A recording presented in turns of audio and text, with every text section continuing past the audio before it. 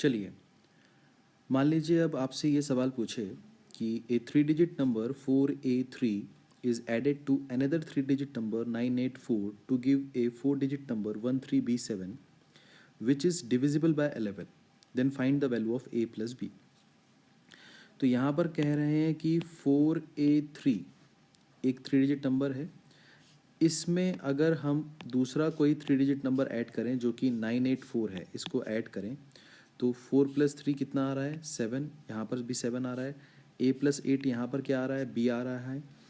9 + 4 कितना आ रहा है 13 आ रहा है। इसका मतलब ये हुआ कि A + 8 जो है वो एक सिंगल डिजिट नंबर होगा। क्यों? क्योंकि B अगर कोई 2 डिजिट नंबर होता तो कैरी फॉरवर्ड जाता, और कैरी फॉरवर्ड जाता तो 9 + 4 13 तो ऑलरेडी हो रहा है, तो 13 प्लस समथिंग हो जाता वो। समझ में आया? इसका मतलब ये हो गया कि B जो है वो सिंगल डिजिट नंबर है। ठीक है, और वो यहाँ से भी आपको समझ में आना चाहिए कि यहाँ पर जो नंबर होगा वो एक सिंगल डिजिट नंबर ही होगा, यहाँ जो नंबर होगा वो सिंगल डिजिट नंबर ही होगा। ठीक है, तो अब आपको ये पता चल चुका है कि A + 8 अगर आप करते हैं तो आपको क्या मिलेगा B मिलेगा। ठीक है, एक चीज़ ये मिल गई। दूसरी चीज़ ये भी तो कही गई है कि ये जो नंबर है ये 11 से डिविजिबल है।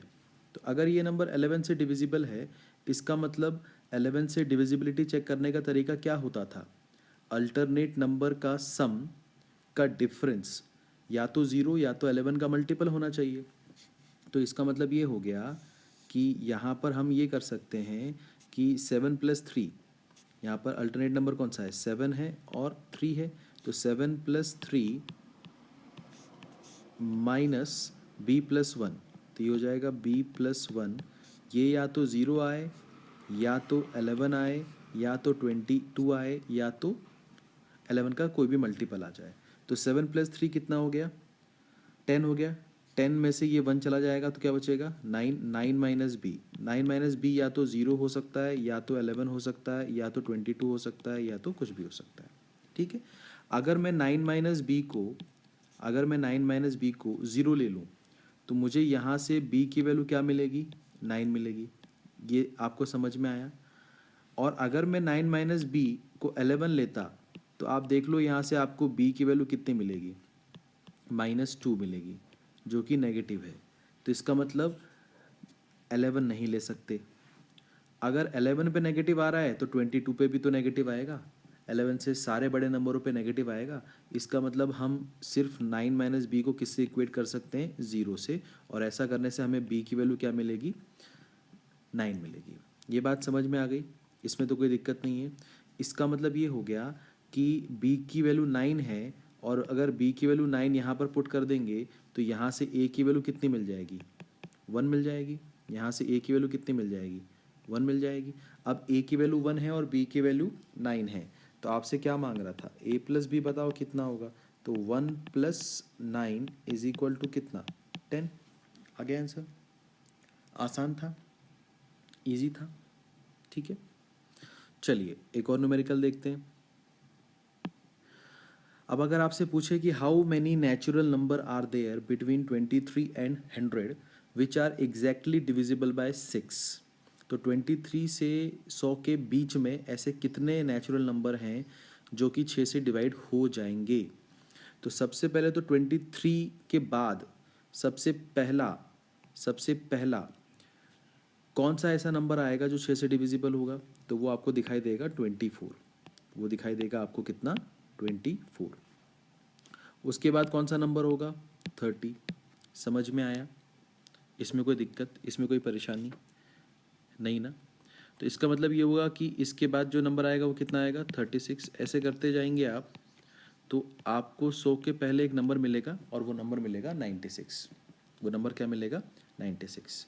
तो 24 30 36 42 ऐसे करते जाएंगे, 48 ऐसे करते जाएंगे तो आपको नंबर मिलते जाएंगे, और आप 100 के बीच में मतलब 100 के पहले तक आपको गिनना था, तो 96 तक आप जाएंगे। 96 के बाद 102 आएगा। ठीक है, तो हम 96 तक ही जाएंगे। अब हमें देखना है कि ये कितने नंबर हैं।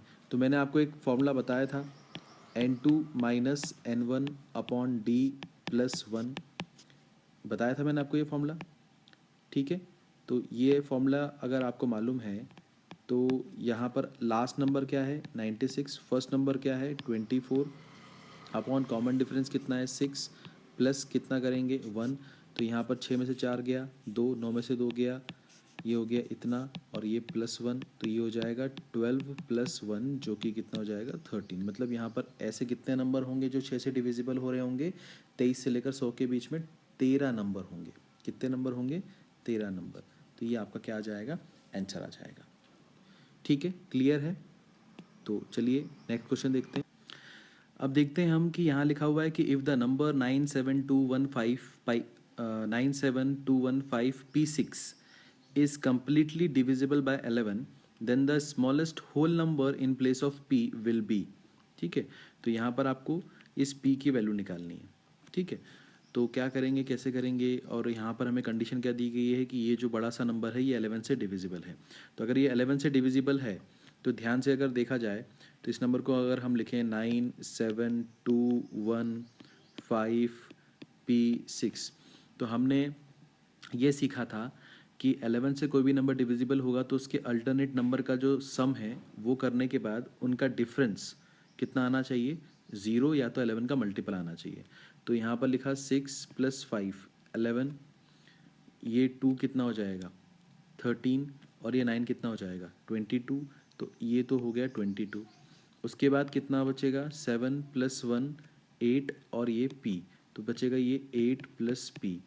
अब हम क्या करेंगे, इसका डिफरेंस क्या क्या हो सकता है, 0 11 22 और 11 का मल्टीपल कुछ भी हो सकता है। तो 22 में से 8 जाएगा, कितना बचेगा 14 - P = 0 11 22 एंड सो ऑन।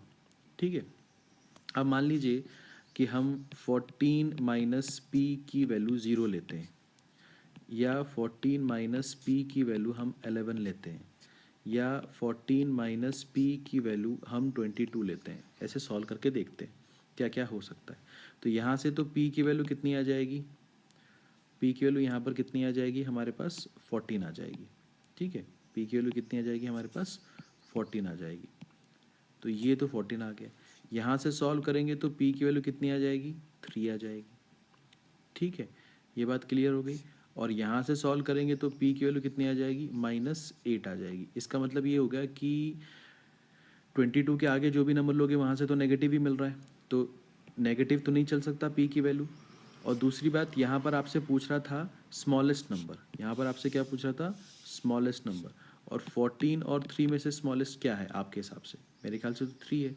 तो इसका मतलब P की वैल्यू कितनी हो जाएगी, 3 होगी। तो अगर यहाँ पर कोई बच्चा इस चीज़ का ध्यान नहीं देगा, वो सोचेगा कि अक्सर तो क्वेश्चन में 0 से इक्वेट करके आंसर निकल जाता था, तो यहाँ से वो 0 देखेगा और इक्वेट करेगा तो P की वैल्यू 14 आएगा, और ऑप्शन में भी 14 देगा उसको, और वो 14 पे टिक लगा के आ जाएगा, जबकि आंसर क्या है 3 है।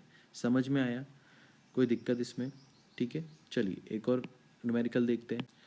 चलिए नेक्स्ट क्वेश्चन है हमारे पास कि the difference of the squares of two consecutive even integers is divisible by which of the following integers। ठीक है, the difference of the squares of two conjugative integers, और कौन से इंटीजर्स, इवन इंटीजर्स। कौन से इंटीजर्स, इवन इंटीजर्स। तो दो even integers, कौन से इंटीजर्स, कॉन्जुगेटिव, एक के बाद एक जो आते हैं। ठीक है, तो दो इवन इंटीजर्स जो एक के बाद एक आते हैं, उनके स्क्वायर का डिफरेंस किस इंटीजर से डिवाइड होगा। ठीक है, किस इंटीजर से डिवाइड होगा। ऑप्शन में है 3 4 6 7। तो यहाँ पर ध्यान से देखने वाली बात यह है कि सबसे पहली बात तो इवन नंबर को आप किस तरह से डिनोट करते थे, 2n से डिनोट करते थे। आपको मैंने बताया था कि इवन नंबर को हम डिनोट करते थे 2n से। अगर कोई भी 2n के फॉर्म में है तो वो इवन नंबर है। अब 2n तो मान लेते हैं कि एक इवन नंबर है वो। अब इसके बाद जो एक इवन नंबर आएगा वो इवन कौन सा होगा, 2 के डिफरेंस पे आएगा। इसका मतलब नेक्स्ट जो इवन नंबर होगा वो कितना होगा, 2n + 2 होगा। बात समझ में आई, 2n + 2 होगा। और डिफरेंस बोल रहा है, तो डिफरेंस बोल रहा है मतलब बड़े में से छोटा माइनस करेंगे स्क्वायर करके। तो यहाँ पर लिखा 2n + 2 का स्क्वायर माइनस 2n का स्क्वायर। ठीक है, यही होगा। तो ये हो गया the difference of square of two conjugative even integers is divisible by which of the following integers. तो अब इसको सॉल्व करें तो यहाँ पर आप ध्यान से देखो तो ये लिखा हुआ है ए स्क्वायर माइनस बी स्क्वायर। तो ए स्क्वायर माइनस बी स्क्वायर क्या होता है, ए माइनस बी और ए प्लस बी। तो ये अगर रूल लगाएं तो उसके हिसाब से ये ए माइनस बी और ए प्लस बी ये हो जाएगा। यहाँ से टू एन चला जाएगा, यहाँ पर क्या बचेगा 2। यहाँ पर 2n और 2n कितना हो जाएगा 4n प्लस 2। यहाँ से क्या निकाला जा सकता है बाहर, 2 निकाला जा सकता है। तो बाहर क्या हो जाएगा 4 और अंदर क्या बचेगा 2n प्लस 1। तो यहाँ से आप देखो तो आपको पता चल जाएगा कि ये जो नंबर है ये 4 से तो डिविजिबल होगा ही होगा। समझ में आया, 4 से डिविजिबल होगा। तो आपका जो आंसर है वो क्या है, ऑप्शन नंबर 2। ऑप्शन नंबर 2 है और इसका जो आंसर है वो है कि ये 4 से डिविजिबल होगा। बात समझ में आई, ठीक है। देखिए नेक्स्ट क्वेश्चन देखते हैं। अब उसी की तरह अगर हम ये सोचें कि the difference of the squares of two conjugative odd integers is divisible by which of the following integers. तो सबसे पहले मैंने आपको बताया था कि ऑड नंबर को हम किस तरह से सोचते हैं कि वो 2n+1 के फॉर्म में होंगे और इसके नेक्स्ट पे जो ऑड नंबर आएगा वो कितना आएगा, 2 के डिफरेंस पर आएगा। इसका मतलब वो हो जाएगा 2n+3। वो कितना हो जाएगा 2n+3। तो आपसे कह रहा है कि 2n+3 का स्क्वायर करिए और 2n+1 का स्क्वायर करिए और उसका डिफरेंस निकालिए और बताइए कि ये नंबर किससे डिवाइड होगा। तो ये भी फिर से ए स्क्वायर माइनस बी स्क्वायर हो गया, कोई दिक्कत इसमें। तो फिर से ये ए माइनस बी और ए प्लस बी के फॉर्म में लिखा जा सकता है। तो ए माइनस बी करेंगे तो क्या लिखेंगे 2n+3 माइनस 2n-1 और ये लिखेंगे 2n+3 प्लस 2n+1। ये बात समझ में आई आपको। तो यहाँ से ये 2n और 2n चला जाएगा, 3 में से 1 जाएगा, कितना बचेगा 2 बचेगा। यहाँ पर 2n और 2n कितना हो जाएगा 4n हो जाएगा, प्लस 3+1 कितना हो जाएगा 4 हो जाएगा। अब यहाँ से क्या निकाला जा सकता है कॉमन 4। तो 4 कॉमन निकालेंगे तो ये 8 हो जाएगा और ये बचेगा n+1। इसका मतलब the difference of the square of two conjugative odd integer is divisible by 8। तो आपका ऑप्शन कौन सा सही है, ऑप्शन जो है वो आपका सही है डी ऑप्शन। और इसका जो आंसर है वो क्या है 8 से डिविजिबल हो जाएगा। ये बात समझ में है आपको, इजी है, ठीक है।